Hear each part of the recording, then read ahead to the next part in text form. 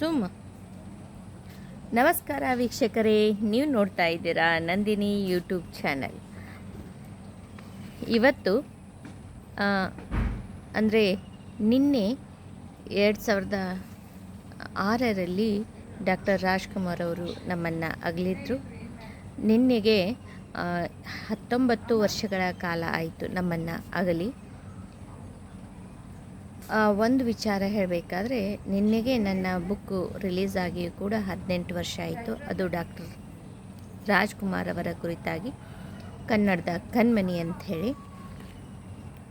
ಇವತ್ತು ಅವರ ಕುರಿತಾಗಿ ಒಂದು ಕವನವನ್ನು, ಅದೇ ಕನ್ನಡದ ಕಣ್ಮಣಿ ಅನ್ನೋ ಕವನ ಸಂಕಲನದಲ್ಲಿ ನಿನ್ನದು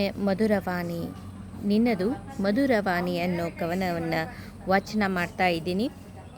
ಏನು ಹೇಳಲಿ ಅನ್ನ ನಿನ್ನಯ ಮಧುರವಾಣಿ, ಏನು ಹೇಳಲಿ ಅನ್ನ ನಿನ್ನಯ ಮಧುರವಾಣಿ, ನಿನ್ನಯ ರಾಗ ರಸಧಾರೆಯಿಂದ ಎಲ್ಲರ ಮನಸ್ಸು ಗೆದ್ದೆ, ನಿನ್ನಯ ರಾಗ ರಸಧಾರೆಯಿಂದ ಎಲ್ಲರ ಮನಸ್ಸು ಗೆದ್ದೆ. ನೀನು ಕರುಣಿಸಿ ಸ್ವಾತಿ ಮಳೆ ಚೆಲ್ಲಿದೆ, ನೀನು ಕರುಣಿಸಿ ಸ್ವಾತಿ ಮಳೆ ಚೆಲ್ಲಿದೆ, ಜೀವನವನ್ನು ಅನುರಾಗದ ಉಯ್ಯಾಲೆ ಮಾಡಿದೆ, ಜೀವನವನ್ನು ಅನುರಾಗದ ಉಯ್ಯಾಲೆ ಮಾಡಿದೆ. ನೀನು ಜನಿಸಿದ ದಿನದಂದು ತಂದೆ ತಾಯಿಗೆ ಪ್ರೀತಿ ತಂದೆ, ನೀನು ಜನಿಸಿದ ದಿನದಂದು ತಂದೆ ತಾಯಿಗೆ ಪ್ರೀತಿ ತಂದೆ. ಬೆಂಗಳೂರಿಗೆ ರಂಗಭೂಮಿ ಕಲಾವಿದನಾಗಿ ಬಂದೆ, ಬೆಂಗಳೂರಿಗೆ ರಂಗಭೂಮಿ ಕಲಾವಿದನಾಗಿ ಬಂದೆ. ಚಿತ್ರರಂಗವು ತಕ್ಷಣವೇ ಕರೆಯಿತು ಅಂದೆ, ಚಿತ್ರರಂಗವು ತಕ್ಷಣವೇ ಕರೆಯಿತು ಅಂದೆ. ಕನ್ನಡ ಚಿತ್ರರಂಗದಲ್ಲಿ ನೆಲೆಯಾಗಿ ನಿಂತೆ, ಕನ್ನಡ ಚಿತ್ರರಂಗದಲ್ಲಿ ನೆಲೆಯಾಗಿ ನಿಂತೆ. ಎಲ್ಲರ ಮೆಚ್ಚುವಂತಹ ಪಾತ್ರಗಳನ್ನು ಮಾಡಿದೆ, ಎಲ್ಲರೂ ಮೆಚ್ಚುವಂತಹ ಪಾತ್ರಗಳನ್ನು ಮಾಡಿದೆ.